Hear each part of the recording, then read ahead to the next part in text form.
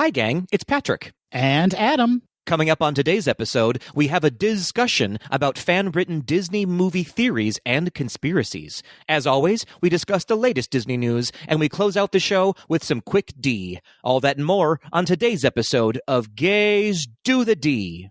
To all who come to this happy place, welcome.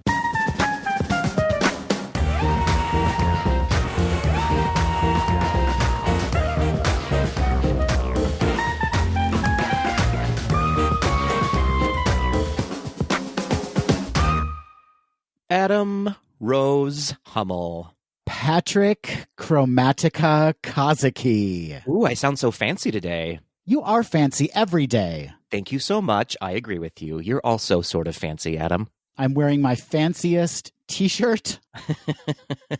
Fancy Nancy indeed. How are you, sir? I'm doing quite well, thank you. How are you doing? I'm great, thanks. It's my favorite time of year, just on the cusp of autumn when things are getting a little bit chilly, but not too cold, and everything smells amazing. I love it. Patrick, we are of one mind. It is gorgeous here right now. It's a little gray. I like an overcast gray kind of semi-rainy day. And I was just telling Matthew this morning, we need to get more autumn-scented candles. Oh, my house is full, chock-a-block full of autumn-scented candles, mostly apple cinnamon spice. Delicious. Yes. I like a nice kind of smoky leather tobacco smell. One thing I don't like is the smell of a pumpkin spice candle. I like pumpkin spice coffee, not pumpkin spice lattes, though, and I love pumpkin, but the smell of a sweet pumpkin candle makes me want to throw it across the room. Patrick, just between me and you, Matthew bought a pumpkin spice candle for the bathroom, and I cannot, Patrick. You've had it officially. I have. I do like pumpkin, though, and I don't know if I mentioned this on the podcast before, but Caribou Coffee makes a coffee called Pumpkin Love, and if you have not had it, I highly recommend you can get it. Whole bean, you can get it ground, but purchase Pumpkin Love. It's not spice, it's just pumpkin, and it's just delicious. Today's episode is brought to you by Caribou. Oh, how do we make that happen? I think we just did, but they're not going to pay us for it. Yeah, I want the money and I want the coffee. Fair. That's fair enough. Do you know what else I want, Patrick? Please tell me. I want to talk about a young lady who works at City Paws, which is where I take my dog Penny for dog school. Okay. And last week she came up to me and said, I listened to the podcast. Oh, she gave you that wink? She gave me that little Disney wink, and she said, I'm a big Disney fan. Her name is Jacqueline. I've known her for years at this point, but I never knew that she was a listener and a Disney fan. Isn't that wild? We're celebrities, Adam, to upwards of 4 to 5 people. In the doggy daycare community, we are a hit. We're living our best dog life. So I just wanted to say, Jacqueline, hi. Hi, Jacqueline. Jacqueline, what's up? Don't hit on her. That's what I have to say. I can't help myself. I can't help myself. She sounds amazing. You are a sexual beast. You can't be held back. That's what they say. That's what they tell me. Well, not to turn too sharp of a corner here, Adam, there's really no segue to get into this, but we have to pause for a second and to give some recognition and some thoughts and prayers to all of our listeners on the West Coast right now who are dealing with a lot more trauma than anyone needs to. It is horrific, and we are praying for you. Please stay safe. Please stay safe. I cannot believe what I'm seeing watching the news and checking Instagram and Twitter. The photos, the videos coming out of the West Coast are just unbelievable. Yes, it is unbelievable. It feels a little on track with 2020 right now, but it is absolutely horrific. As we said, please stay safe. Let us know if you need anything. Let us know if there are resources that we can send out to our Tweedledee community so they can help you. Yes, please do that. We are thinking of all of you. Moving on, Patrick, in last week's episode, we gave our spoiler-free review of Disney's live-action remake of Mulan.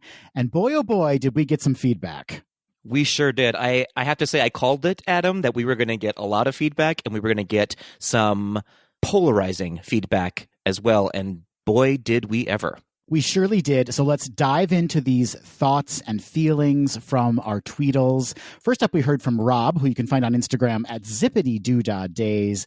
Rob says, my spoiler-free review is awesome. I like it. We should have just said that on the review, don't you think? That episode would have been so much shorter. We're going for 7-minute episodes. What is this, Quibi? Wow, I'm really impressed that you knew that term, Adam. I know some things once in a while. Fair. That's fair.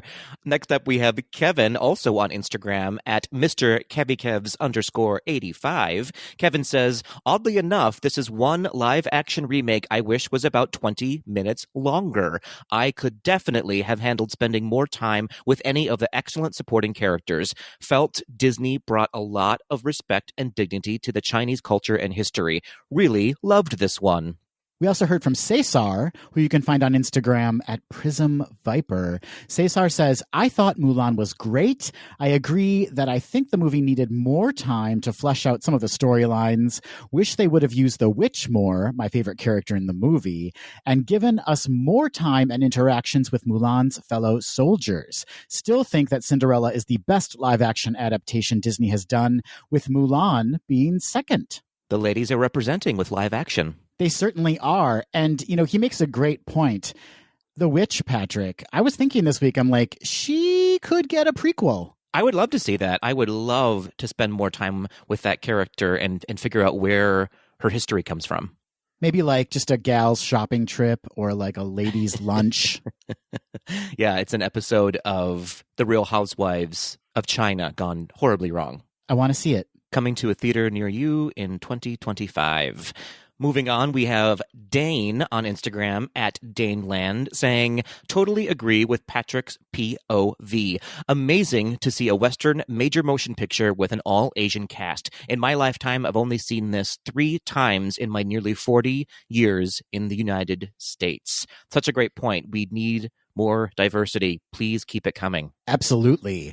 Matt, who you can find on Instagram at matt.t.b.r, says, I agree with Adam's take. I thought the mystical elements muddied the message and undermined Mulan's character. While I think Patrick's explanation of Qi is correct, or at least in line with what I've heard elsewhere, the movie does establish Qi as what gives the witch her magic powers, and that she and Mulan have similar levels of Qi, which just felt like a weird direction to take Mulan in.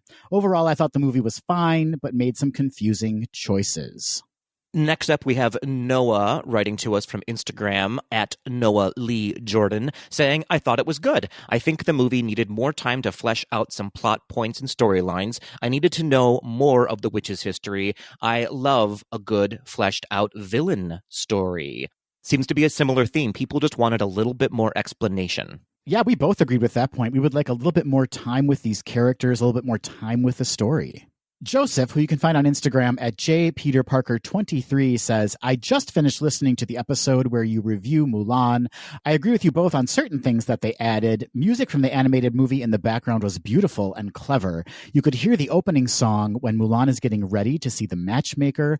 Also, I don't know if you noticed, but when the soldiers and Mulan are all sitting and talking about what type of woman they prefer, they use some of the lyrics from the song A Girl Worth Fighting For as some dialogue. Just wanted to let you know if you didn't notice it.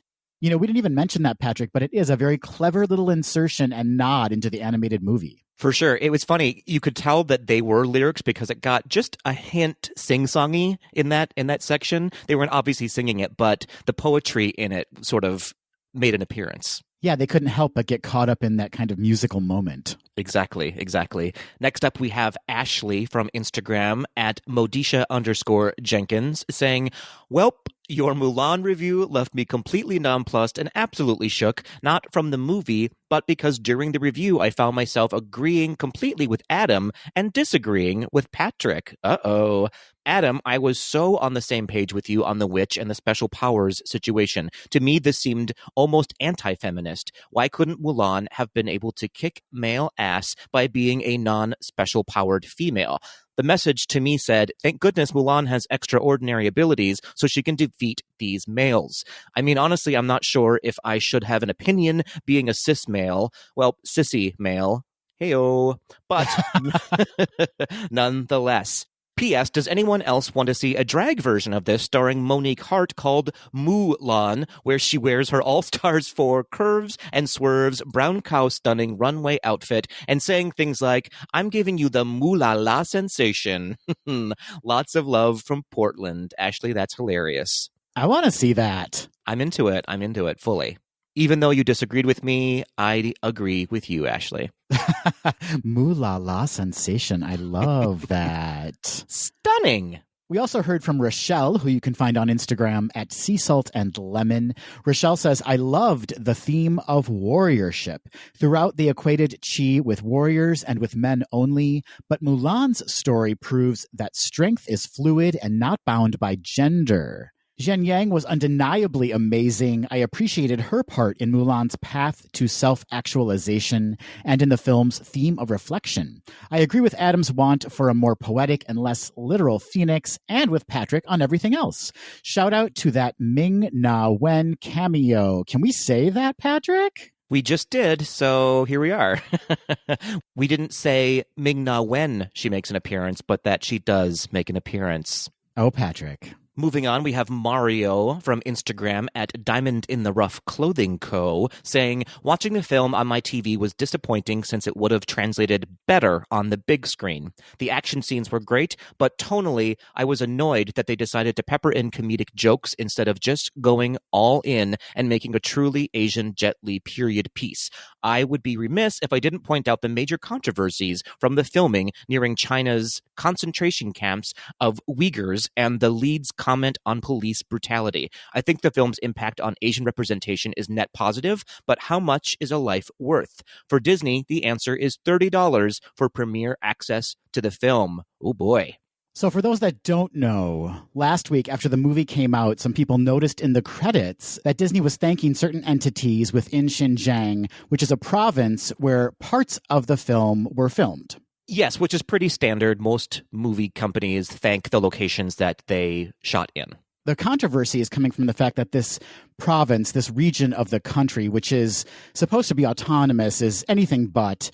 And camps have been popping up over the past several years that the government is referring to as re-education camps, but in reality, they're actually more like concentration camps. Yeah, it's pretty bleak and highly controversial. And we could go on for days and days and days on this topic. As we've said before, we absolutely do not stand with that. And it is something that was brought more to our attention after our review of Mulan. So thank you for bringing that up, Mario. It is something that actually deserves a lot of attention. So we encourage you all to educate yourselves on this highly important topic. Absolutely. There's been some amazing reporting from the BBC and BuzzFeed News. So please look into those stories. Disney has yet to release an official comment. There was a comment made, which you can also check out. It was from Disney CFO Christine McCarthy. But as Patrick said, please look into this, and we will wait to hear what Disney has to say about all this. And lastly, we'll end with Daniel's thoughts. You can find Daniel on Instagram at DancoDirect. Daniel says, I just watched Mulan and I have so many feelings, LOL. Can I just say that it was so incredibly powerful as someone of Chinese descent whose grandparents were born in China to see one of my home cultures amplified and celebrated and brought to life on screen with the full force of Disney's movie-making magic behind it. I thought the performances were great. The cast really includes the Meryl Streeps and Helen Mirrens of Chinese film, as it were, and to see them all in one Hollywood-produced story was delightful. And the art direction was, of course, spectacular. But it was the celebration of key cultural elements, the elevation of devotion to family, to one of the four core virtues, which is so Chinese, it makes me tear up to think about it. The integration of authentic martial arts and Chinese mysticism into the storytelling that really moved me deeply. Also, I just have to confess that I am very much #Team Witch. I was surprised when I saw her in the trailer, but after seeing the movie, I am convinced of the necessity of her inclusion in the film. Not only is she such a poetic representation of Mulan's shadow side, a cautionary tale of what could happen to Mulan if she chose to channel her discipline and talent towards anger and isolation instead of love and community. Speaking of which, I also just need to say that even more than the original, I think I was so deeply moved by this story, partly because it is such a powerful allegory for the queer coming out experience. So many lines of dialogue could be lifted straight from a Here TV movie trailer, LOL. I think we all see a little of ourselves in Mulan, and I mean, if she ends up with Yosin An, who wouldn't want to be her? Anyway, those are my thoughts. I loved it, and watching it was an incredibly powerful experience for me. Glad you both enjoyed it as well. So there you have it. It sounds like most people liked the movie, maybe wanted a little bit more. There was, of course, people on either side of the mysticism and the witch, which makes sense.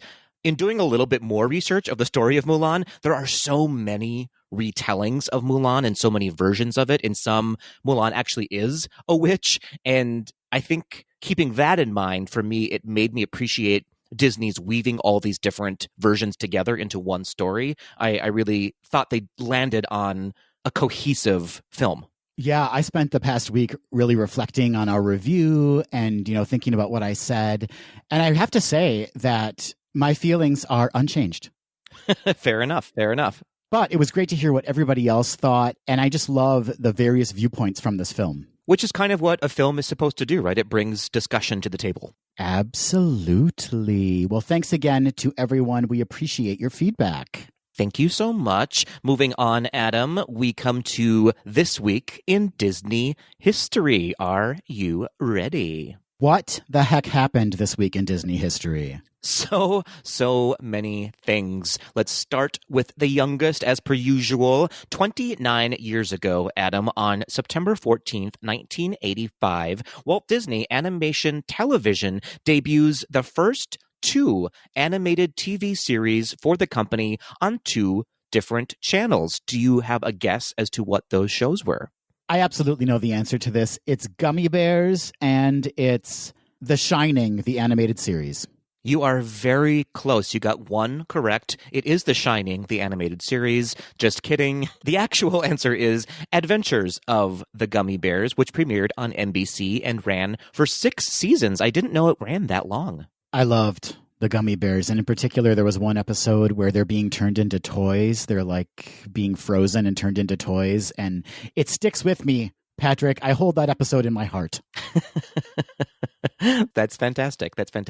I believe the Gummy Bears introduced me to the word ditto because there was an episode where they encounter a character who could repeat the image of somebody else, and that is what ditto means, basically, is just a copy. And I learned that word for the very first time, and that was last year, Adam. It doesn't matter when you learned it. The important thing is that you're willing to learn, Patrick. Dashing and daring, courageous and caring. I love that song. It's so good. It is 1980s goodness, yes. It's fantastic. So moving on to the other television show, which premiered on the very same day on a different network, CBS, The Wuzzles premiered.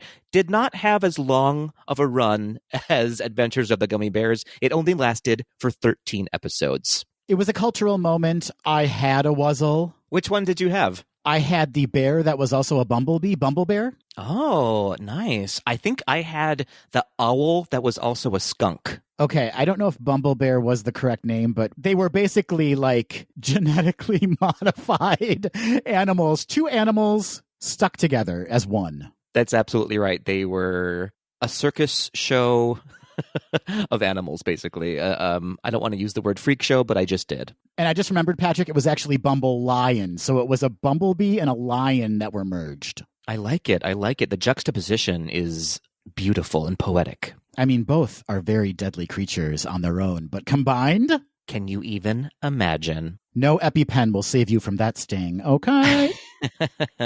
Moving on, 83 years ago, on September 14th, 1937, Walt Disney screens 1,000 feet of his newest animated feature for RKO executives for the very first time. RKO approves the preview, which releases in theaters 5 months later as Snow White and the 7 Dwarfs. He was like, I'm only taking 1,000 feet. That's all I'm giving them. It's true. That's actually a lot of movie. Sad that movie never really took off. Yeah, sort of a stain on Disney history, wouldn't you say? Yeah, whoopsie daisies. I mean, you learn from your mistakes, and I applaud Disney for learning from that nightmare of a movie. I know. They learned, they grew, they moved on. Speaking of moving on, we have our last This Week in Disney History. 92 years ago, on September 15th, 1928, the first recording session for Steamboat Willie takes place in New York with conductor Carl Eduarde and a 15-piece band. Adam, the session was a disaster.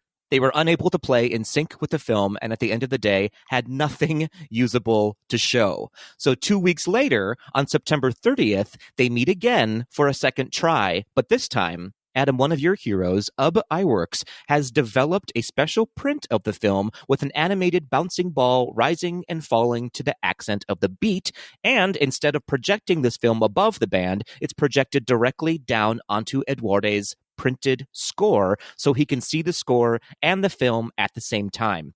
They end up laying down the soundtrack in 3 hours, and Steamboat Willie would debut a month and a half later.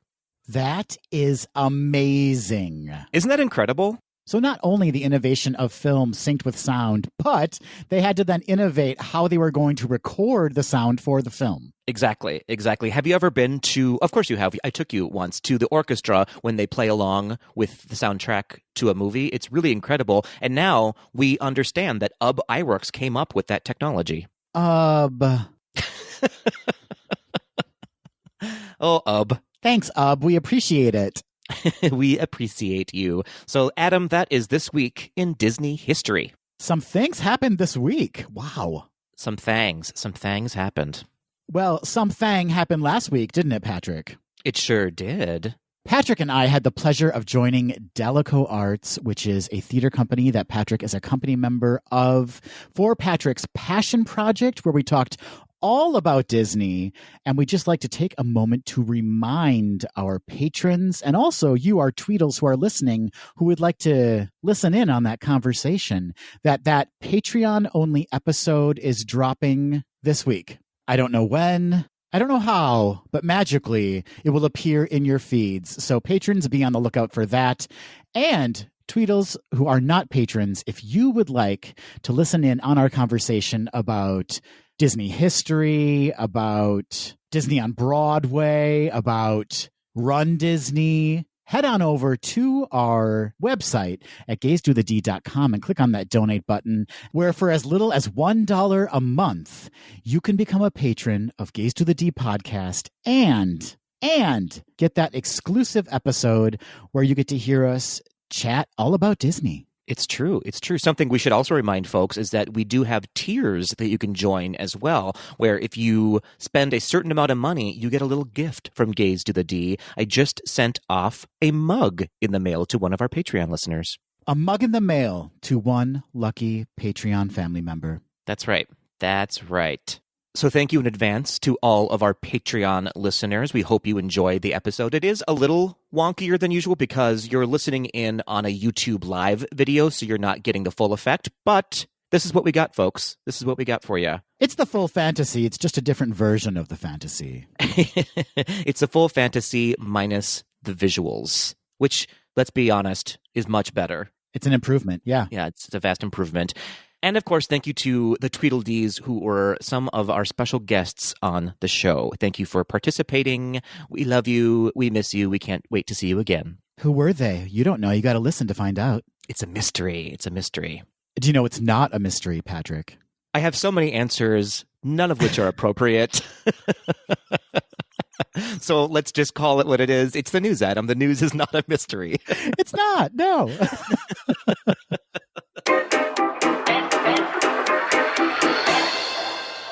Disney has recently partnered with the U.S. Travel Association on a new campaign called Let's Go There. Disney joins over 75 other major companies, including Delta, American Express, Hilton, and Visa, in this campaign, which is designed to promote travel in the next 6 months. According to a recent poll, people benefit emotionally from travel planning or even just thinking about a future trip. 97% of respondents said that having a trip planned makes them happier, and 71% said they felt greater levels of energy knowing they had a trip planned in the next 6 months. And 80% said yes when asked if planning travel for some time in the next 6 months would bring you some happiness. A quote from President and Managing Director at Disney Parks Experiences and Products: "The memories and experiences that travel enables cannot be replaced. This campaign is a first step in inspiring Americans to think about planning a vacation and encouraging them to look forward to experiencing the wonder and joy and even magic that only travel can offer." One of the main campaign taglines is, "When it's time for you, we'll be ready." How do you feel about this campaign, Adam? Let's go there, Patrick, about talking about let's go there. Oh, we're going to go there, Adam. Oh, we're going to go there. It's about to get real. I love the sentiment behind the campaign because I think as citizens of these United States, Patrick, we work far too hard and far too much. I think the Europeans have it right. They tend to take more vacations, even if they're smaller, shorter vacations. That's the way to live your life. So I get the idea of like having a vacation planned. It does make you excited for it. It gives you something to look forward to. As far as the slogans, I don't know, Patrick. Let's go there. Let's go there. Have you seen the commercial? It's actually pretty lovely. I won't, but as soon as we get done recording, I'll go there to YouTube and watch the Let's Go There commercial. Fair enough. So I get that people are definitely hungry for travel right now, but I'm not sure that this is a great time to promote extravagant trips with the pandemic, obviously, and research showing that things will likely not go back to anything resembling pre-COVID normal until like mid-2021. And of course, the devastating fires happening right now on the West Coast, it just seems a little ill-timed. Of course, this is all a personal choice. Anything can happen in the next few months. And I agree with you, Adam, that thinking about a potential trip, specifically my potential trip in January, is very exciting. But I feel like, here's my wish, that all these companies would come out with a fun travel planning website or app that doesn't require you to book anything, right? But it just allows you to plan a dream vacation, something attainable but aspirational. I'd go there, yes. I'd go to that website. I get it. There's a lot going on right now. But you know what? Here's what I say to people. You do you. If planning a trip makes you feel great, go ahead and plan it. There's plenty of options to be able to cancel or reschedule. Just do you. That's what this should be called. Let's go there, but you do you. You do you. I like it. Well done. Last week, both Disneyland and Walt Disney World Resorts announced some modifications and cancellations to annual holiday offerings due to the pandemic. We'll start on the West Coast with Disneyland's cancellation of its candlelight processional for the 2020 holiday season. According to a September 10th The Orange County Register article, Disneyland was unable to commit to the months-long planning process for the candlelight ceremony without a clear understanding of when theme parks could reopen from the state of California. Sadly, this marks the first year, Patrick, the candlelight processional will not be part of Disneyland's holiday schedule since the ceremony's inception. Such a bummer. I wonder if they'll try to do some at-home recording of it. That's a great idea. Yeah, I wonder if they're going to release like some kind of mega Zoom. You know Neil Patrick Harris isn't doing anything right now, so he's on board. He's got nothing going on. You're right. Moving on to Walt Disney World, the resort announced last week that its holiday season will kick off on November 6th and run through December 30th. And despite some major cancellations, there's plenty of Yuletide magic to be found. But let's start with the bad news. It's my joyless duty, Patrick, to report that both the Magic Kingdom's Mickey's Very Merry Christmas Party and Epcot's Candlelight Processional have been canceled for 2020. Boo. We also learned that the ever-popular resort gingerbread house displays have also been canceled for 2020 due to physical distancing guidelines. Resorts will, however, still feature their traditional holiday decor and lobby Christmas trees. Disney Springs will modify its Christmas tree trail to be spread throughout the retail, dining, and entertainment location. Just a side note, please adopt this modification for future holiday seasons as well, Disney Springs, because that trail can get so crowded and awkward. Patrick, have you experienced that? I've never seen the Christmas tree trail. I've always wanted to, though. As beautiful as it is jam-packed into a corner of Disney Springs, so this sounds like a great idea for future holiday seasons. The Springs will also feature magical snowfall in the evening within Town Center, West Side, and The Landing, which is also a great idea for holiday seasons to come. Jock Lindsay's Hangar Bar will receive its holiday decor and menu overlay, and there will be pop-up appearances by Santa Claus. That's right, Patrick. Santa Claus is just going to pop right up and scare the crap out of you. Yeah, that sounds terrifying. Absolutely terrifying. Hopefully he's a hot Santa. Oh, yeah. I want to see that ho, ho, ho. You know what I mean? You'd like to jingle his bells. Sure would. Sure would. I'd like to play with his snowballs. You know what I mean? We really should be reserving all of these for the holiday season, but we're feeling festive today. I'm putting my tree up today, and that's not a euphemism. Not a euphemism. Okay, on to the parks. Animal Kingdom will feature festive flotillas, which again seem very popular right now and something Disney should consider outside of the pandemic. And again, Patrick, pop-up appearances by Santa Claus. He's everywhere. Hollywood Studios will celebrate the holidays with Merry Motorcades, Minnie Mouse's exclusive Yuletide gathering, Christmas at Hollywood and Vine, which will include Santa, Goofy, and other characters in their holiday best. And, Patrick, pop-up appearances by Santa Claus.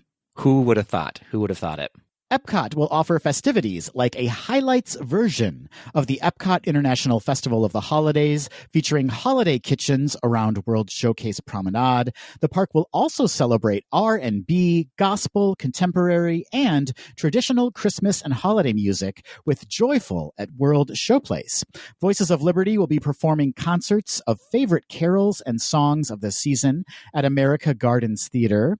Epcot will also offer character holiday promenades. And, Patrick, pop-up appearances by Santa Claus. It's so magical. It's just so magical.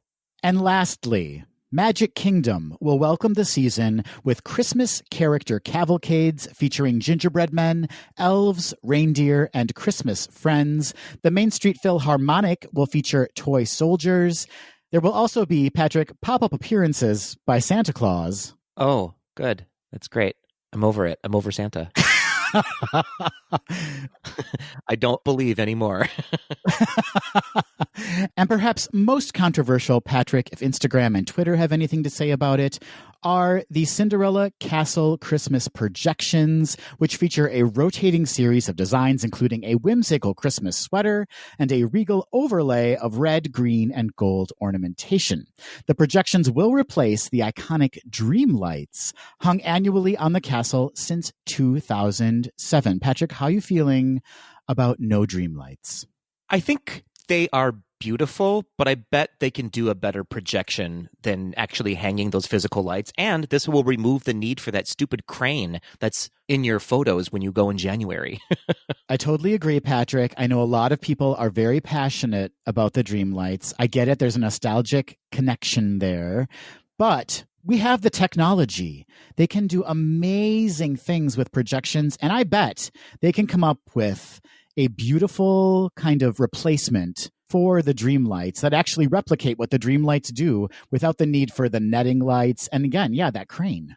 Yeah, absolutely agree. All of this sounds like Disney is being forced to pivot in ways that they likely wouldn't have if this craziness wasn't happening. So I'm kind of excited to see all these changes that may actually, as you said before, continue going forward. Keep it up, Disney, yeah, and give old Ned, who has to hang those dream lights every year, a rest, please. He's actually going to play Santa Claus. He's the pop-up Santa Claus.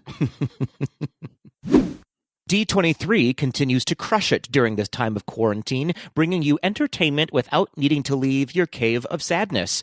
This Halloween season, D23 is having its very first virtual costume contest called the D23 Halloween Masquerade. From September 17th through October 1st, you can submit your photos of you in a Disney-inspired costume for a chance to win a $500 Disney gift card. First runner-up will receive a $250 gift card, and second runner-up will get a $100 gift card. Then, on October 31st, a panel of celebrity judges will select the winners. You can watch live on D23.com or on D23's Facebook and YouTube channels. Costumes will be judged on quality, craftsmanship, originality, innovation, and relevance to the theme of all things Disney. To enter, you must be a D23 General, Gold, or Gold Family member. You can submit up to 3 photos under the category of all things Disney, including Pixar, Marvel, Star Wars, Disney movies, TV, and parks attractions. To learn more and to enter, head over to d23.com/mousquerade. Adam, what are you dressing up as? I think I'm going to be Mandalorian, but made only of kitchen pots and pans and utensils. I like it. It's the Project Runway Unconventional Item Challenge. It certainly is. What are you going to dress up as? I'm going to be a honey pot from Winnie the Pooh. Speaking of unconventional, I'm just going to pour a bunch of honey on my head and stand on the toilet, and that'll be my honey pot. So just like a typical Thursday evening for you. It's a Thursday evening for me. Well, speaking of Halloween and all things terrifying, Adam, D23 is also celebrating B. Arthur and the 35th anniversary of the Golden Girls. Why you gotta make fun of B. Arthur? Because she scares me. She scares me, Adam. This Monday, September 14th, marks the 35th anniversary of the first airing of The Golden Girls. Keeping up with the theme, at 4 p.m. Eastern Time on the 14th, which is dinner time for us senior citizens, D23 will air a special celebrating the show with interviews, stories, and highlights from fan-favorite episodes and moments from the show. To watch, head over to d23.com or head over to facebook.com or youtube.com/Disney D23. I love the Golden Girls. Speaking of, those first few episodes, didn't they have like a housekeeper named Coco? And it was a guy. Yeah, it was a little controversial and problematic. Why? Because I played him? That's always problematic. It's true. Lastly, for any Gold or Gold family members who missed the Imagineers Celebrate 65 Years of Disneyland or the Adventure Through the Walt Disney Archive specials, encore showings of both will be available on Friday, September 18th, Saturday the 19th, and Sunday the 20th. You will need to register for a viewing to get your access code on d23.com by Thursday, September 17th. Both specials, Adam, I have to say, are amazing and are not to be missed, specifically the Walt Disney Archive special, which stars our new best friend, Don Hahn. He will not stop calling. I know. It's problematic, but at least I have one more friend, so that makes 2 now. It truly is a numbers game, and you are killing it. Crushing it.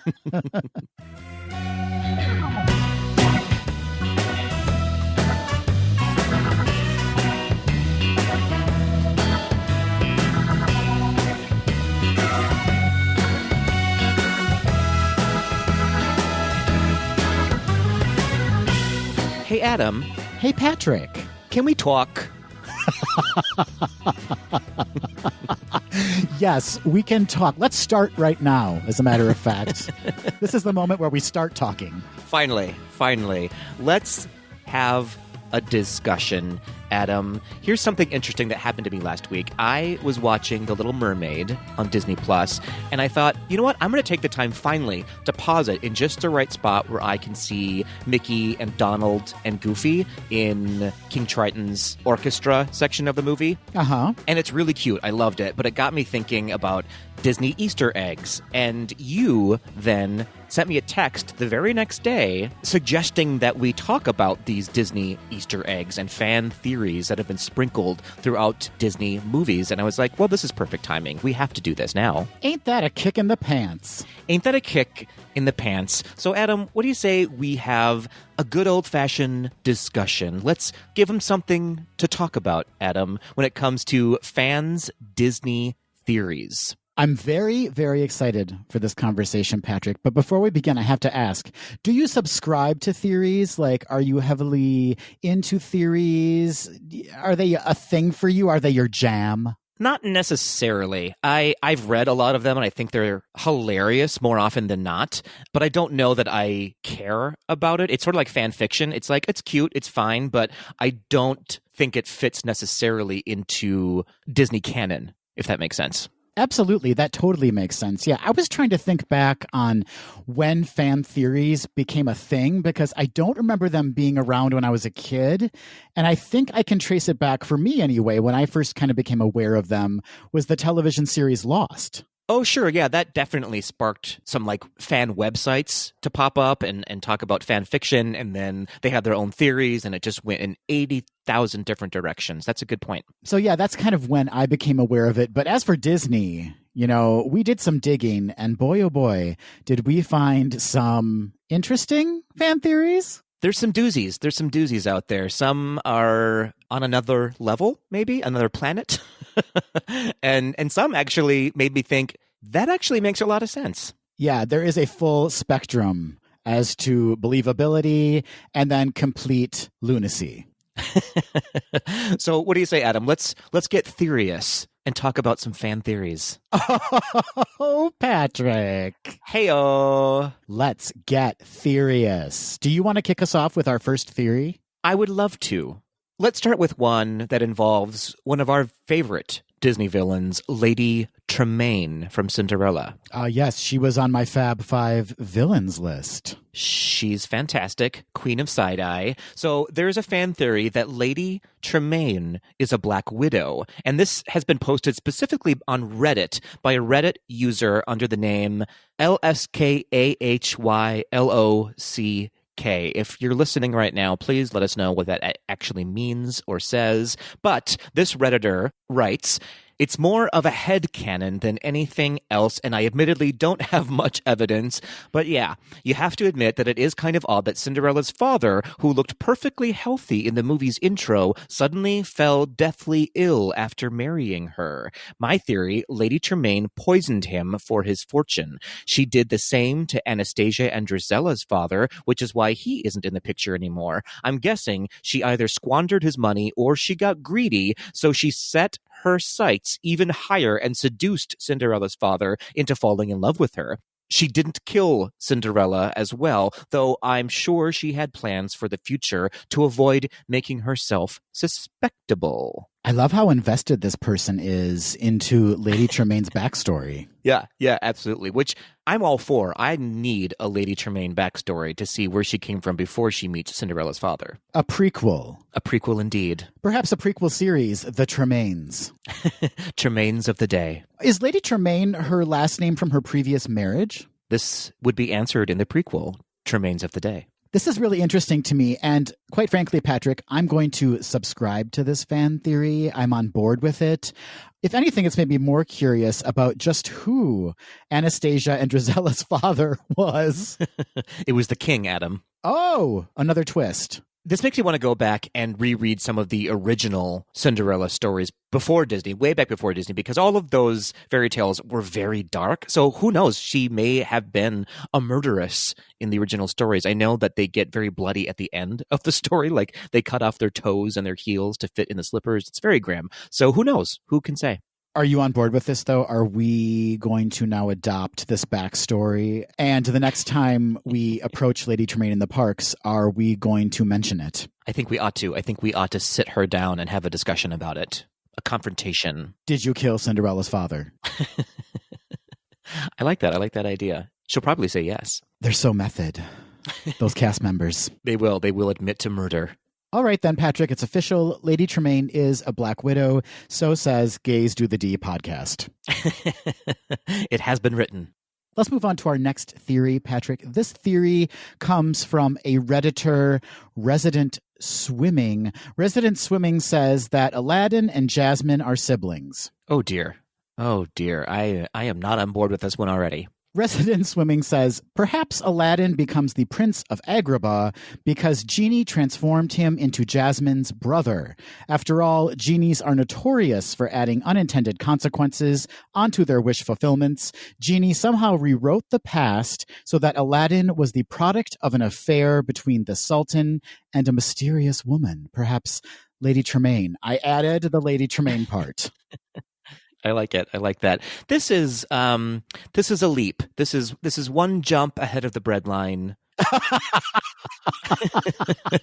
I think it's hilarious, but I'm not into it. I'm not here for it. Yeah, I don't know. This theory certainly shows us a whole new world, but it's not a world I would want to be a part of. No, thank you. No, thank you. Oh, we are shooting that one down. This is almost becoming like a YouTube video, Patrick. You know, when people use makeup from different companies and they're like, this is Jeffree Star approved. Well, this theory is GDTD denied. Thumbs down, panning it. Peter panning it, you might say. You might say. I did say. Well, here's another theory based on Aladdin, Adam, one that may give us a little bit more thought. The theory goes, and I got this from fantheories.fandom.com. What an interesting name. The theory says Aladdin is set in a post-apocalyptic future. So it goes on to read, in one scene of Disney's Aladdin, Genie calls Aladdin's clothes much too 3rd century. So Genie was trapped in the lamp for 10,000 years, so he says. So there's no way he could have known about the fashion trends that could have happened while he was in the lamp. So this means the latest Genie could have been trapped in the lamp is during the 3rd century. If he spent 10,000 years in the lamp, it is then at least 10,300 AD when he gets out. And that's math. And that's just math, everybody. I kind of like this theory because in Disney's Aladdin, there are so many pop culture references from the 90s. And how would the genie have known about any of that? My response to that is phenomenal cosmic powers. Fair enough. Fair enough. And also, if you have played the Sega Genesis game Aladdin, there's inexplicably modern stop signs and weird items from today that are buried in the sand that just are sort of in the background. Why? Why would that be? I mean, for a post-apocalyptic future, it's relatively pleasant. There's not a lot of chainmail or Mad Max kind of couture looks going on. Right, absolutely. But you have to admit the timing is weird and the references are weird and they're all over the place. So if you're just going based on math, then yeah, this happens in the future. Well, I don't know math. I don't know. Are you going with this? I kind of like it. I don't really care about it. I don't put it into Disney canon, but I like the theory. Whatever. You're going straight to your fan site after this recording, and you. It's a very different kind of fan site, but I will be wearing a Jasmine outfit. Will Aladdin be your brother in that fan site? Oh, we have to move on. We simply have to move on. But the answer is yes. That's what I thought. Well, we're going to leave Agrabah for this next one, Patrick. The next fan theory is from an unknown source, but it claims that Dopey and Geppetto are the same person. I need much more explanation, please. Explanation you shall get. This is from an unknown Tumblr user. Quote, there were always 6 dwarves. Wandering around, they found a baby and thought it was a dwarf. Dopey grew up with this family that was holding him back, hitting him, making him do hard labor. When he grew taller than them, they kicked him out and he walked all the way to Italy, where he started building up his own home. His abusive childhood also explains the strange clockworks he's been making: a mother smacking her child, a drunk, a hunter, and a turkey that almost gets decapitated. Okay. That's a lot to unpack. You know, I can't fault these people for being extremely passionate about their beliefs. At least there's passion behind these theories. I do appreciate the geography of explaining that he had to walk all the way to Italy because as we know, Snow White is set in Germany. So yeah, okay. Thank you for explaining that. But I don't know. I don't know about that one. And the way Dopey walks with that kind of lilting, like it would be exhausting. It would be exhausting. I mean, okay, sure, they may have a similar look, but that's because artists are drawing these characters, and they probably use the same artist to draw both characters. Oh, are you a dream smasher or what? I know. I've just crushed so many dreams. Dopey and Geppetto, the same person. Okay, I think I'm going to go on a limb here, Patrick, and say that we poo-poo this fan theory. We do. It did not make us happy. It made us grumpy instead. It made us grumpy, but it did make us laugh. Points for creativity and insanity. All right, Patrick, what theory shall we chat about next? I'm going to go with one that also deals with a family tree, Adam. Keeping with a theme, I love it. Keeping with the theme, absolutely. This is also sort of an unknown one, but a lot of people talk about it, so I didn't pull it from anywhere specifically. But it's that Hercules and Ariel are actually cousins. Yeah, I've heard of this one. For sure, for sure. And I'm on board with this one because if you're going back to Greek mythology, Hercules' dad is Zeus. Zeus's brother is Poseidon, whose son is Triton, who is the father of Ariel. So that would make them cousins if we were to combine Disney and Greek mythology into one storyline. And why wouldn't we do that? And why wouldn't we do that? We do, however, know that Triton did not have a daughter named Ariel in Greek mythology. So like I said, you do have to weave the two together, but I like it. I'm on board with this one. What do you think family holidays were like? Because as far as we know, Hercules cannot breathe underwater and Ariel, was not allowed above the water. How did they pull off Thanksgiving? Well, Triton, as we know, can turn Ariel into a human. So there we go. That explains it. It explains it all perfectly in a nice bow. Stamp of approval from Gaze GDTD. I will subscribe to this theory. I think that this is a go from me. I can't wait to see the crossover movie that is generated from these two very beloved Disney classics. And Hercules does have that sort of auburn hair, and Ariel has the very red hair. So there you go. That, more than anything, what you just said, Patrick, makes me believe this. It holds water. It holds water. Try to poke holes in that one. Oh my gosh, Patrick. All over the puns today. Thank you. Thank you.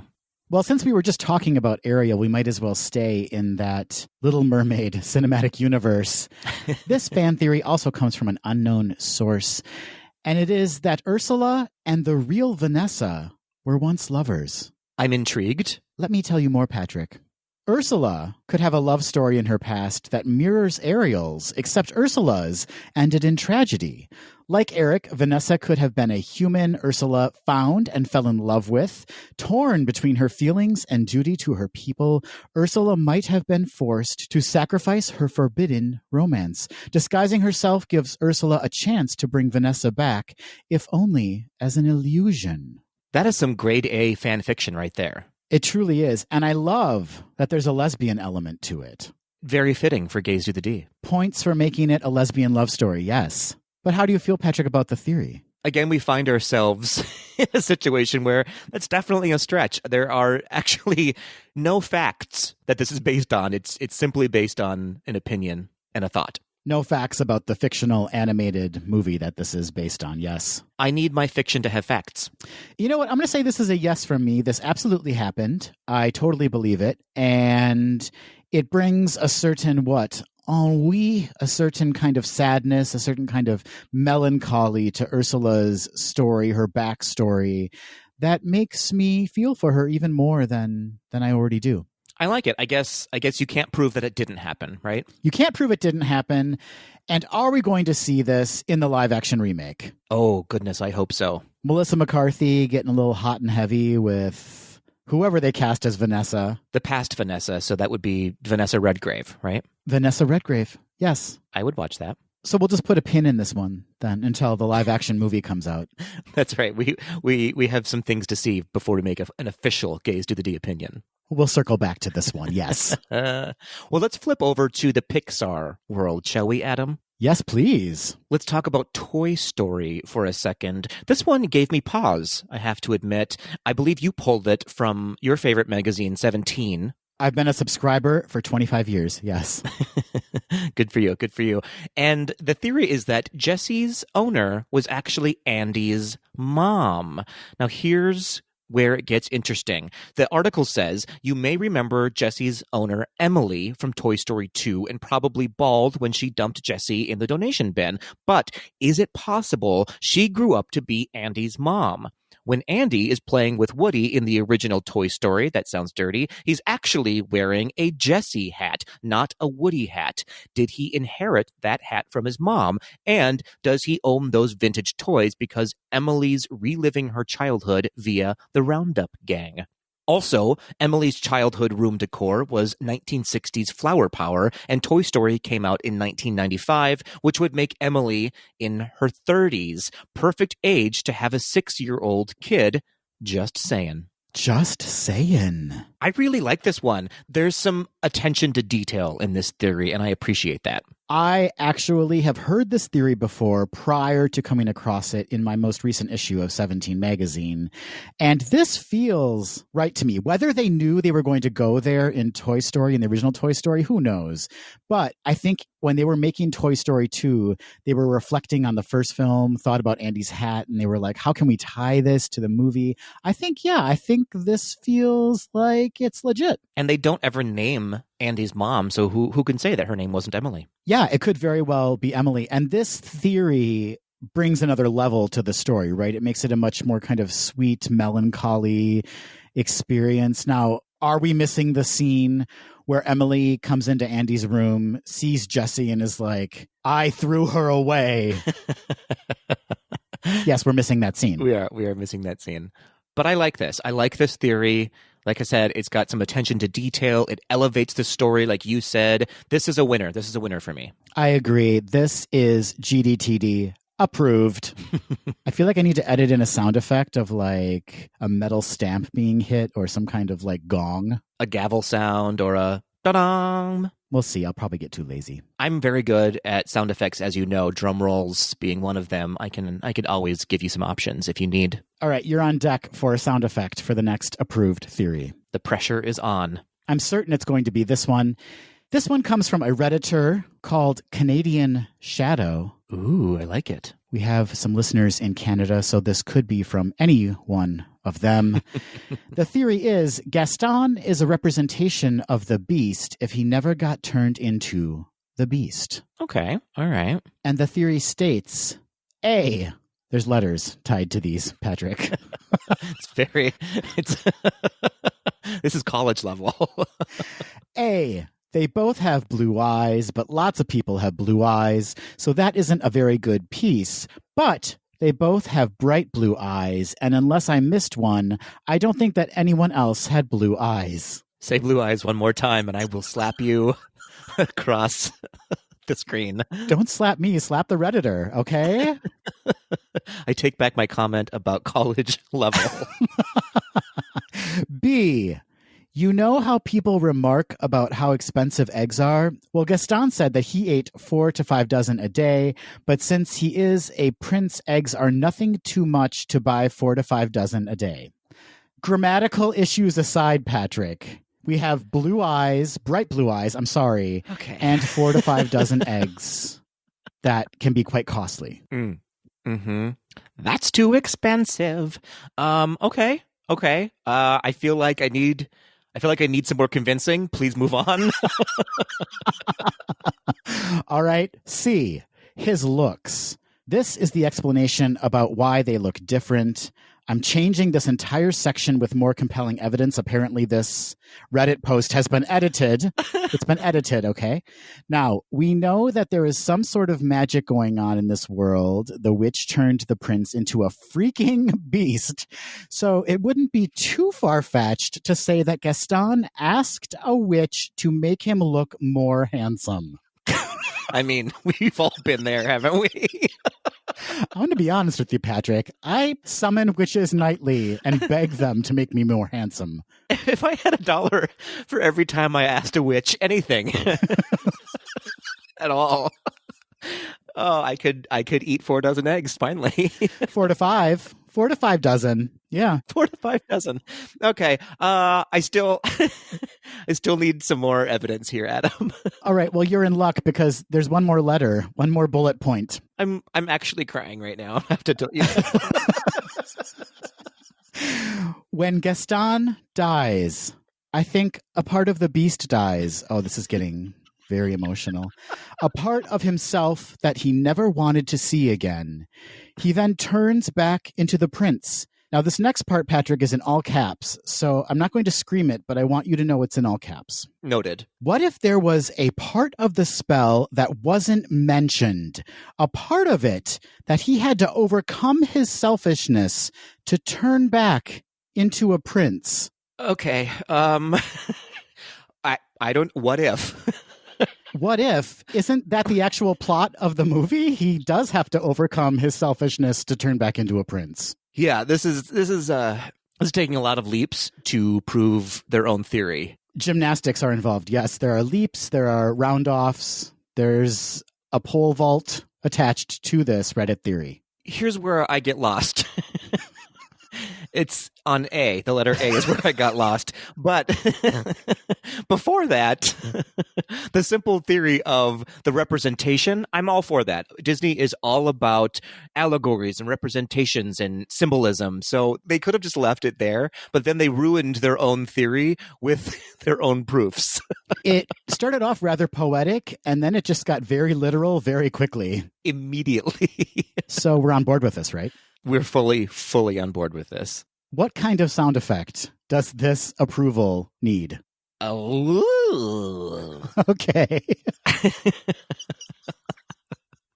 Is that fitting? That's absolutely fitting. That is exactly the sound that this fan theory makes, yes. Great. That's the sound I make when I drink 5 dozen eggs. All right, let's move into some Frozen theories. What do you say? Yes, let's do that. This theory is coming from a Redditor whose name is Individual Mushroom 3. Okay, already. Off to a slippery slope here with Individual Mushroom 3. So Individual Mushroom 3 says Hans was bewitched by the trolls to be evil. Oh, my. I'm intrigued. Individual Mushroom 3 goes on to say, oh boy. So Hans was this lovely guy during the movie, and suddenly he is just evil. Supposedly, his plan was to charm the kingdom into letting him be their ruler, but all his nice scenes were basically him faking everything. I mean, that's not just supposedly, that's actually what happened. But they go on to say, how does that make sense? Even when no one was watching him after he first meets Anna, he smiles. Not an evil Disney smile. No, he seems really taken in with Anna. He gives out blankets. He tries to find Anna and Elsa. All those acts were false? Question mark. Okay. But that's what an evil plan looks like, right? You're supposed to convince everybody. I don't know. I don't know.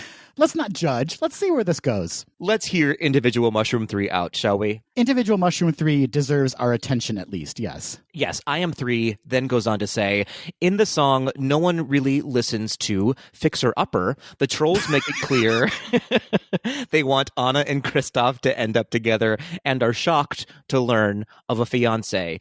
Here's where I'll stop and say, you're correct. No one listens to that song ever. That is the first truly valid point that Individual Mushroom 3 makes, yes.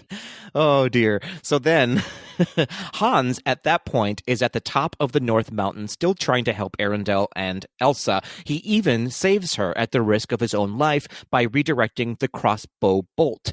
During his return, the trolls must have got him. From this point on, Hans is bewitched and acts evil. Don't let those trolls get you. Don't let the trolls get you. There is a point to be made that Hans is still understanding with Elsa in her cell, but I figure it is a ploy to return Summer. After all, the movie wants to make you believe all his good deeds were fake. In this theory, evil Hans only has one fake nice scene. You still shouldn't marry a man you just met, though. Okay.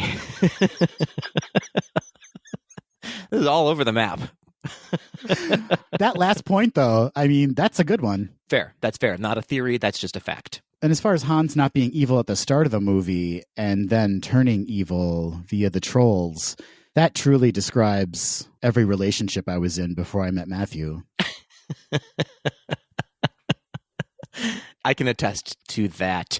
This is another one where I was on board for a half a second, and then Individual Mushroom 3 starts speaking and ruins their own theory. I think Hans all along had Cruel Intentions, starring Sarah Michelle Gellar. Yes.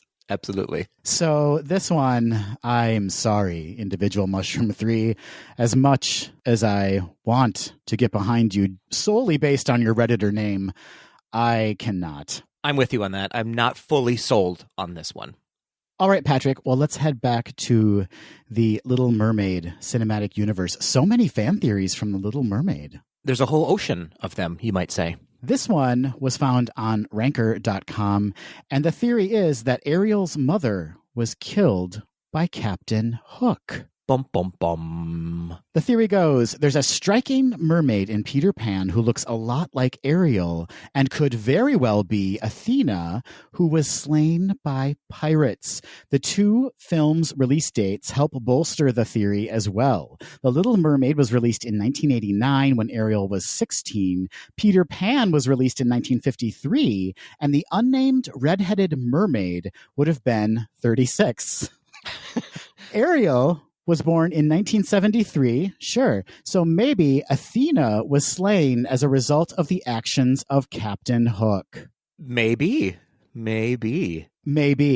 Listen, we've all seen the red-headed mermaid in Peter Pan, right? In the film? In the film and the ride. Yes. The attraction actually has a spot-on lookalike of Ariel. Which they kind of updated in a kind of a wink to the audience, right? Right.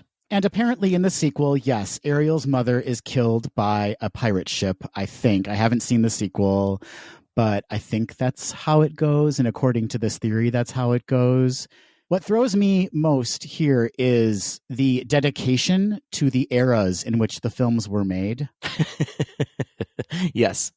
Ariel was born in 1973. Sure. I like that they're taking into account the release dates as part of the actual history of these characters. Right. That's what I'm trying to say. Yeah. Interesting.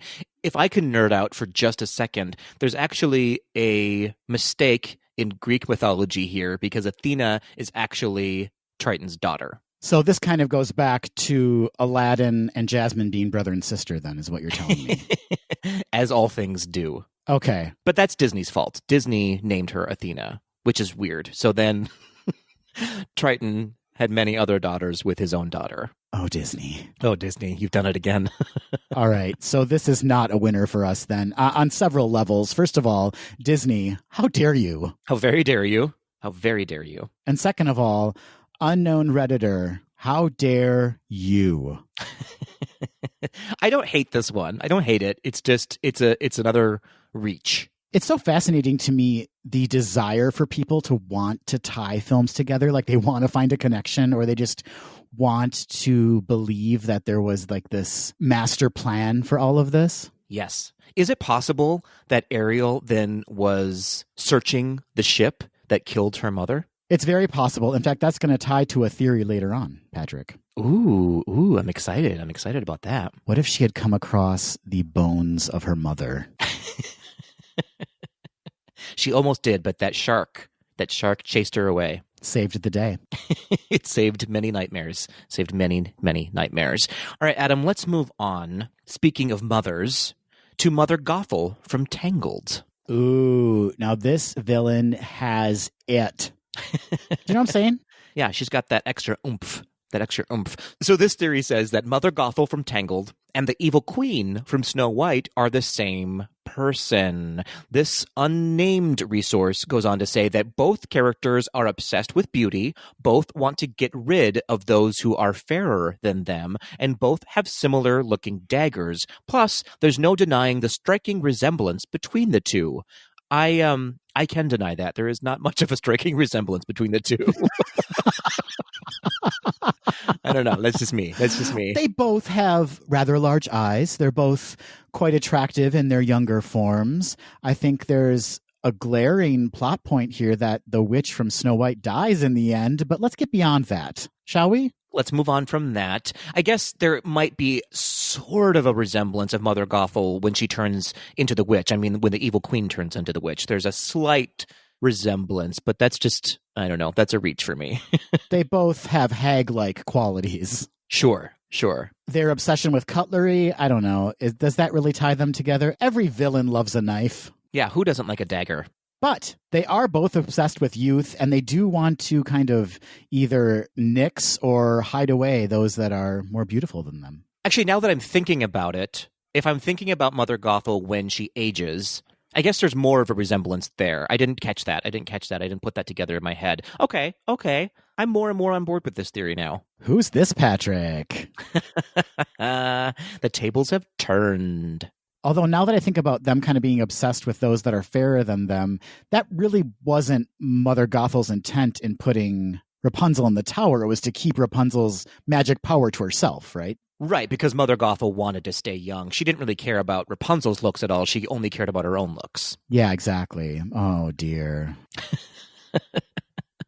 So maybe they're cousins. Maybe they just have very similar traits because they have a similar family apple tree. Poison apple tree. Exactly. Okay, so they're related, but they're not the same person. Yes, so we're altering this theory to make it fit our own desires. Well, that's acceptable.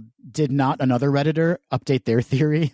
Did they not come back and adjust their theory? Let us do that to this theory. That's right. It's our podcast. We do what we want. We're changing your theory to make it better. Mother Gothel and the evil queen are cousins. Moving on. This theory comes from a Redditor called Reuven95. And this fan theory is that Captain Hook is a former lost boy. That's so Reuven. Reuven gazed into the future and says, in Neverland, the Lost Boys and Indians seem to survive without having any real jobs or doing any agricultural tasks. This is very problematic already. It's solid. It's solid from the get-go, which leads to the question why somebody would become a pirate, which can be a very hard job. The question is easy. If someone never grew out of the phase as a child where you want to be something like that, I just had to read that verbatim. Mm-hmm. We're all clear on that question, right? Yeah, this is airtight. Okay. This leads me to my theory. Captain Hook and most of his fellow pirates are former Lost Boys which rebelled against Peter Pan, left him, decided to become pirates, and grew up. Since the main difference between Peter Pan and Hook is that Hook is very lawful, while his counterpart tends to be kind of chaotic, it would be possible that this fact would be the reason Hook rebelled. I must be honest, I don't know anything that you just said. I'm very confused myself, although the comment that Hook is very lawful leads me to believe that Reuven95 is a full-on Trump supporter. Oh, hang on, Patrick. There's an edit to this Reddit. Oh, good. Edit to the Reddit. The edit is, for this to work, Hook must have spent a few years in the real world.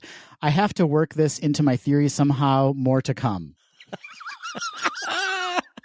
And strangely, there was no more to come. So Reuven dispelled their own theory. Hey, you don't know. Reuven could still be noodling this over. Reuven is a noodle in the edit to the Reddit. That's right. That's absolutely right. Okay. This is full of problems. This is this is just full of problems. I don't know that I need to say any more than that. You know, it's really unfair if we judge this before Reuven95 gets back to us with the edits. So we'll just pause. We'll put a pin in this one, and we will come back to it on a subsequent episode. Stay tuned, Tweedles. I have a theory about Reuven. I think Reuven might be a pirate because Reuven says, why would someone become a pirate, which can be a very hard job? It seems like Reuven has some knowledge in being a pirate. Reuven has lived the life. Reuven knows how difficult it can be. Reuven has carried that cross and did not like it. Amazing. All right, we'll hold on that one. Patrick, what theory should we explore next?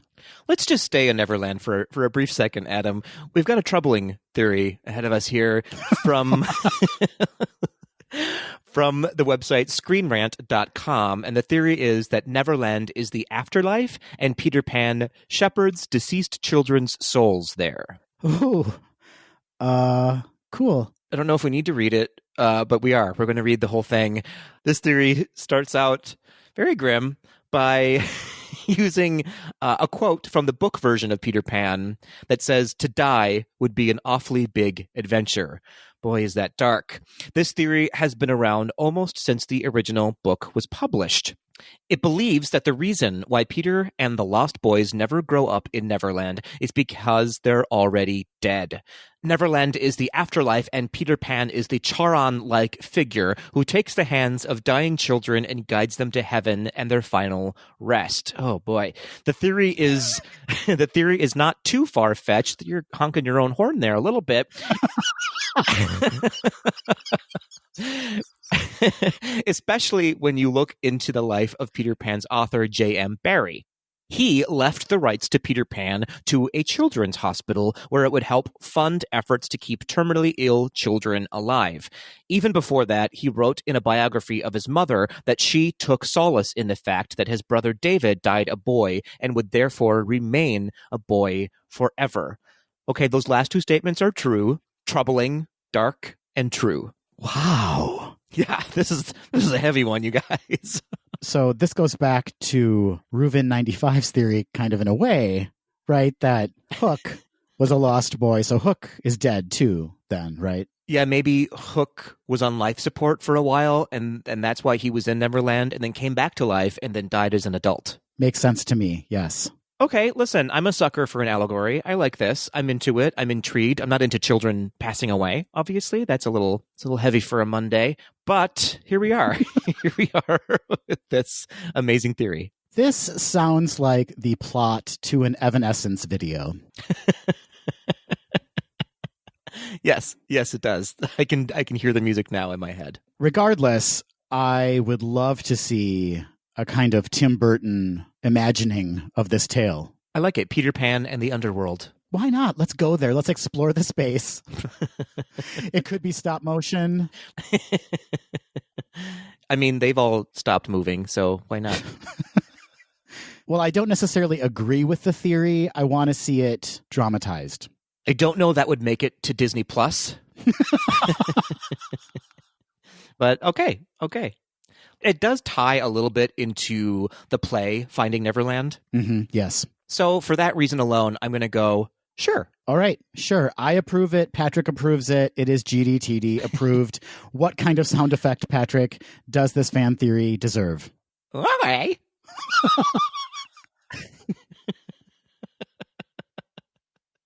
I feel like that represents yeah, pretty accurately. It's the juxtaposition of the heavy message and the kind of joyful burp you just emitted. Okay. All right. We are down to our final two theories. I'm so excited. And both are rather large theories, so please bear with us. And this next theory has been around for quite some time. We do not have a source for it. Here we go. Elsa and Anna are Rapunzel's cousins. The king and queen of Arendelle, King Agnar and Queen Iduna, died on the way to Rapunzel's wedding. So their ship got struck by lightning or sank or whatever happened, and they were on their way to Rapunzel's wedding. Ariel may have found the sunken ship of the king and queen. However, the king and queen actually survived the ship's sinking and became Tarzan's parents on the jungle island. There's a lot there. Yeah, how many stories does this encompass? So we've got Frozen, we've got The Little Mermaid, and we've got Tarzan. And Rapunzel. And Tangled. 4 Disney films, one theory unifying them all. Patrick? I feel like we have to break them down into chunks. Okay, let's do that. So Elsa and Anna are Rapunzel's cousins. I can get on board with this one. Here's why. In Frozen, you do see Rapunzel and Flynn attending the coronation. You do see them. I paused the movie. I've seen it. It is for sure them. It is for sure them. Yeah, it's weird, though, that Rapunzel gets a boner, but no one knows why that happened. But yes. Oh, dear. Problematic. And they do run into Anna at that point in the movie as well. So that could happen. It could be that they're cousins. Yeah, I could see it. Cousins, royalty. I get it. And they're both, quote unquote, fictional kingdoms. So why not? Quote unquote. I mean, TBD stands for to be discovered. I like it. All right. So what's the next part of this? So the next part is that King Agnar and Queen Iduna from Arendelle died on the way to Rapunzel's wedding. So when their ship sank, they were actually on their way to Rapunzel's wedding. Well, that's where it falls apart. Right? Because they went on this journey when Anna and Elsa were very, very young, and yet we have Rapunzel at the coronation and they're all the same age. That doesn't make any sense. You've cracked it. Yes. So I think that we can get rid of that part of the theory. Unless, I mean, this is just adding my own theory on top of a theory, but do we know Rapunzel doesn't age? Yeah, we know. We know. We do see her grow up. Okay. So there's a hole in this theory, but let's continue. There's a hole in that ship, for sure. That's what sank the ship. Ariel may have found the sunken ship of King Agnar and Queen Iduna of Arendelle. Sure, why not? That's the stage we've reached now where we're at the point in recording where it's been a while. We're just willing to give in to these theories. This one, yeah, sure. I mean, why not? Why could that could be the ship? Sure. Why not? Does it work geographically? So Arendale's like in Scandinavia somewhere, right? Sure. And the Little Mermaid would be where? Where is that? Holland? I think that's where the original story came from, but I can't say for certain. I guess I could if I looked it up, but I don't care about anything anymore at this point, Adam. I do think, though, if you take a right as you're leaving Arendelle, you do hit Holland. Hopefully we can get some troll horns on the way to Holland. Oh, please, yes. Okay, so that part checks out. And then the last section of this fan theory is that King Agnar and Queen Iduna survived the wreck and became Tarzan's parents. So that would mean that Tarzan is actually Elsa and Anna's brother. Sure. I mean, Tarzan does start with a ship crashing onto the island, or not the island, but into the jungle. I think it gets struck by lightning and then burns in the ocean, and they end up floating to the island. Okay, yeah. I guess I have to go back and watch that again, but okay. And then do they have the baby on the island? No, the baby was already born, I think. Or do they? No, they do have the baby on the island, don't they? So they have relations on the island and then have the baby? I believe, yes. I believe the baby was conceived on the island or jungle country, yes. At the very least, we know that the baby was probably born on the island. I don't know if at the very least we do know that. At the very least, we both need to go back and watch Tarzan, is what this is telling me. Yeah, at the very least, we need to go back and watch the very first 5 to 10 minutes of Tarzan and figure out where that baby came from. But here's the thing. This was all dispelled because of Frozen 2, right? What do you mean? Well, they found the ship in Frozen 2. They know where it was going. Oh, you're right. It's at the bottom of the ocean. But it was on land in Frozen 2, wasn't it? Didn't they find it like on land? Okay, so we need to watch Tarzan and Frozen 2 again. Yeah. I can't remember anymore. I seem to recall Elsa kind of coming upon it, and it's on land, and it's a very odd thing to her. Like, why would the ship be here? Right, yeah, there was some weird mystery behind it. I have to go back and look at that as well. But I feel like because they found the ship in Frozen 2, it certainly did not make it to Tarzan. It certainly did not make it to Tarzan, no. So we've dispelled 2 of the 4 sections of this theory in our own minds. So what I'm hearing then is that we're more convinced that Peter Pan is an allegory for death than these 4 Disney movies are fully connected. Save for Rapunzel and Anna and Elsa being cousins. Got it. Boy, that was a journey. You know what, though? That's why we're here, Patrick. We are here to provide facts to our listeners. Yes, this is a service we're providing, for sure. You're welcome. All right, Patrick, that takes us to our very last fan theory. And boy, oh boy, is this a doozy. This is a doozy, and I love it. I love it. So this is the grand unified theory of Pixar. And this specific quote we're going to use comes from John Negroni, and it was put forth back in 2013. John Negroni says, Boo, from the movie Monsters, Inc., became obsessed with finding Sully again and thus figured out a way to time travel using wooden doors. The theory also states that Boo is planting Easter eggs throughout all the Pixar movies because she doesn't know how to control what time period she travels to. So basically, this is stating that all of the Pixar movies are based in the same universe, right? That's right. So that's like the kind of story heart of this unified theory, is the fact that Boo is searching for Sully, and she figured out a way to search for him by going through wooden doors. Yes, that's sort of the tip of the iceberg when it comes to weaving together all of the Easter eggs that we find in Pixar movies. The expanded theory is that Boo and the witch from Brave are actually the same person. Which at first, that just supposes a lot. It makes a big, big leap. But it actually kind of makes a little bit of sense. Because in the movie Brave, in the witch's cabin, there's actually a carving of Sully that the witch created. So I'm a little bit on board with this. Yeah, as all of our listeners know, I'm sure, Pixar loves to put Easter eggs in all of their movies, and they like to kind of have like little winks to other films. And in the witch's cabin in Brave, as Patrick said, there is a carving of Sully. So that's kind of where this theory took off, is that Boo and the witch are the same person. And it is even more expanded to say that in this Pixar world, magic exists and that witches have the power to turn humans into animals, and they can also turn inanimate objects into living, talking beings. Right, which is where we get sort of the highly intelligent animals from the Pixar movies. So the theory behind that is that the witch has cast these spells on animals. Specifically in the movie Brave, she does turn Merida's mom into a bear. And then over time, all of these animals sort of crossbred and created a line of highly intelligent animals, which I kind of love that theory. I think it's really beautiful, actually. They evolved. Exactly. They evolved into this overarching Pixar universe. So if you think about it, Ratatouille is a many, many generations advanced version of the anthropomorphic animals in Brave. Sure, and then all of the characters in Finding Dory as well, or Finding Nemo. And A Bug's Life. Absolutely. There are so many Easter eggs that tie together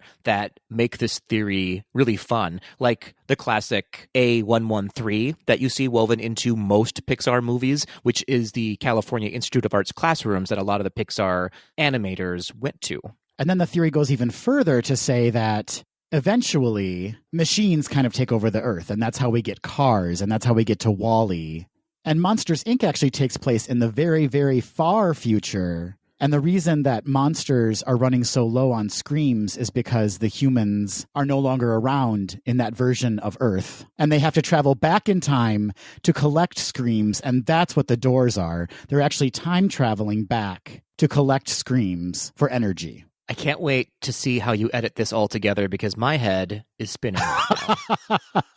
It is a very comprehensive fan theory. Absolutely. I actually there's a section of it that talks about, you touched on it a little bit, of machines taking over. So there's a company that makes an appearance in WALL-E, BNL, by and large, which sort of is the reason that everyone is in space, that it's the reason that the Earth was destroyed, basically, is because of this company. And then if you go back in time, BNL makes appearances in Toy Story and in the Cars movies as a growing company. So it starts out as this really small company and then eventually takes over the entire Pixar world. Yeah, they're the big bad, by and large, is like the villain of this grand unified theory of Pixar movies. The Pixar villain, indeed. And then if you go deeper into WALL-E, there's this little sapling, right, that he plants that grows up into a big tree, which, if you'll look back, looks exactly like the tree in A Bug's Life. So that it could have been a snipping from that tree.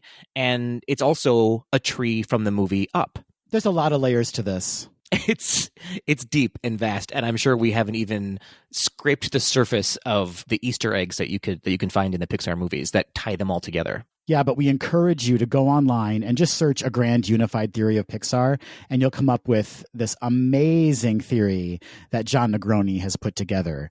Pixar did respond to it, Patrick. Mm-hmm. In an interview in 2013, Pixar's Jay Ward, who is the franchise guardian of Cars, did you know there was such a job? I want to have that job.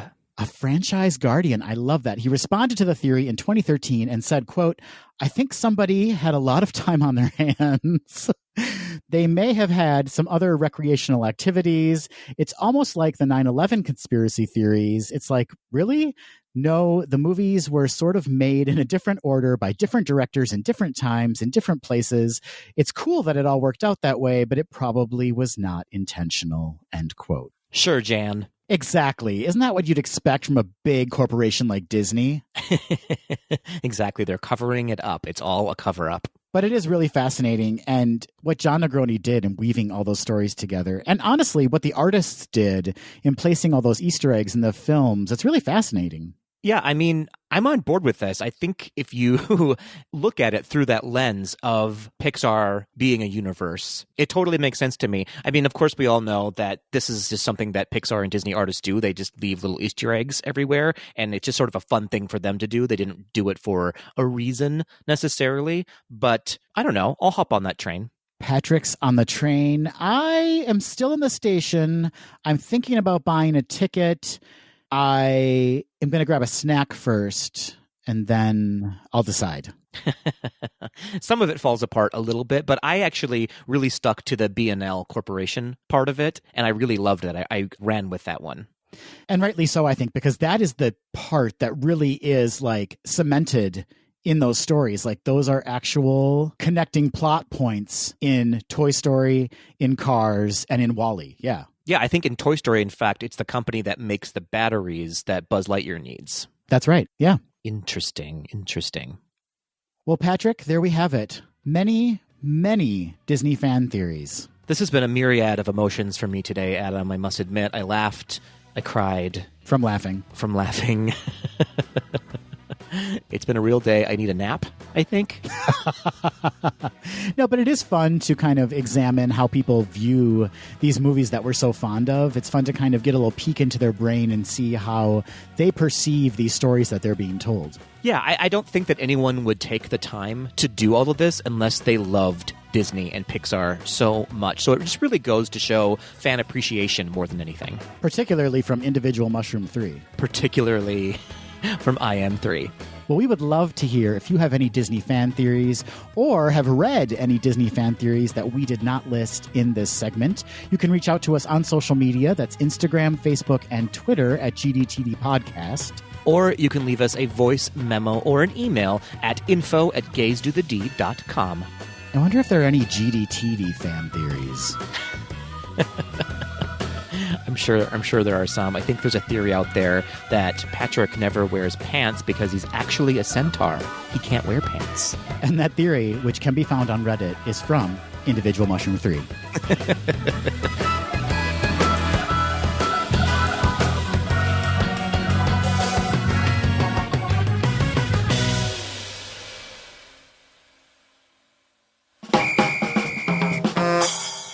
Hey, Patrick. Hey, Adam. We've reached the end of the episode, and I have a fan theory. Uh-oh. My fan theory is that this is actually the time that we do Quick D. Ooh, I like that theory. I'm on board with it. Thank you.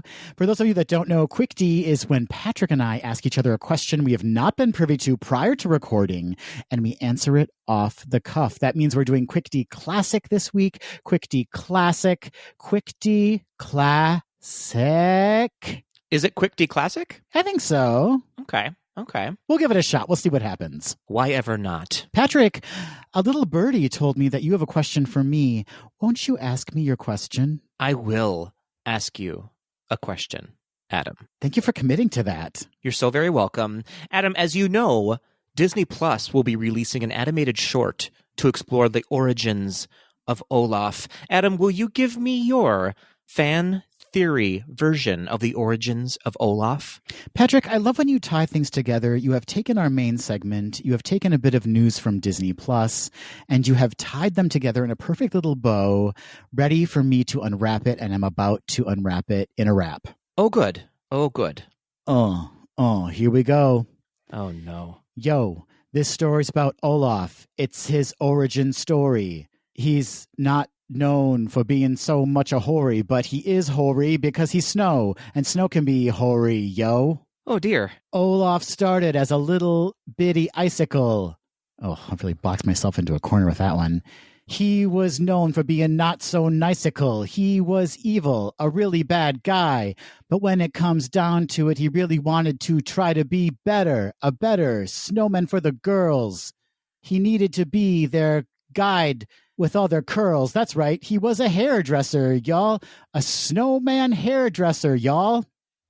I want this to be the end of it, but I have a feeling it's not. No, that was the end. That's his origin. He was a hairdresser before he met Anna and Elsa. Oh, okay. I did not grasp that. This was a real disaster, and I appreciate it.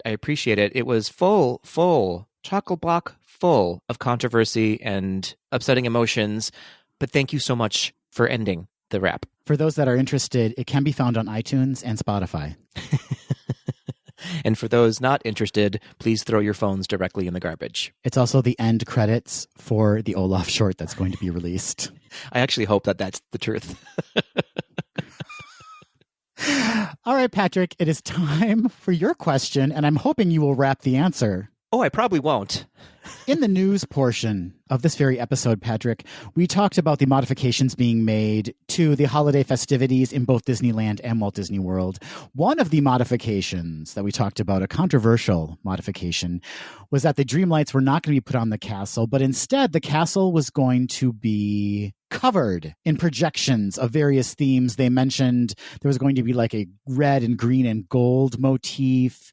There was going to be a sweater motif. What other motifs are going to be projected onto the castle this holiday season, Patrick?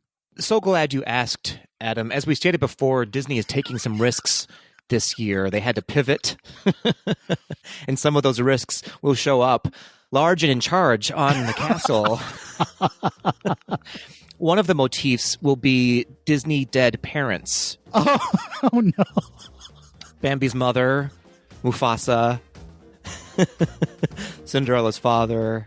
They'll all have a moment on the castle in reflection. Nothing says happy holidays like dead parents. Like remembering your fallen parents.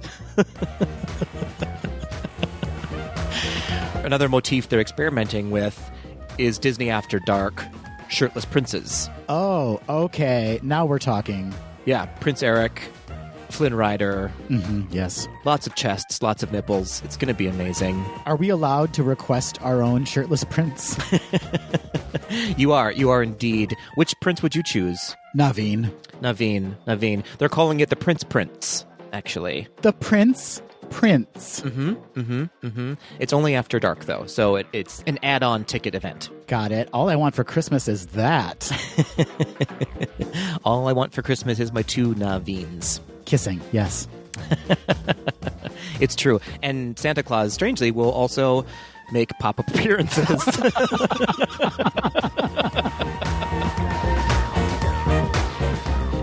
That will do it for this episode of Gaze Do the D. Thanks for listening. To become a patron of the podcast, visit our website at gazedothed.com/donate. For a donation of any amount, you can receive exclusive Gaze Do the D content and help us continue to bring you the very best Disney news and discussion. Continue the conversation after this episode on Facebook, Instagram, and Twitter at GDTD Podcast. Submit your questions or show ideas to info@gazedothed.com. Have a great week, everybody. See ya real soon.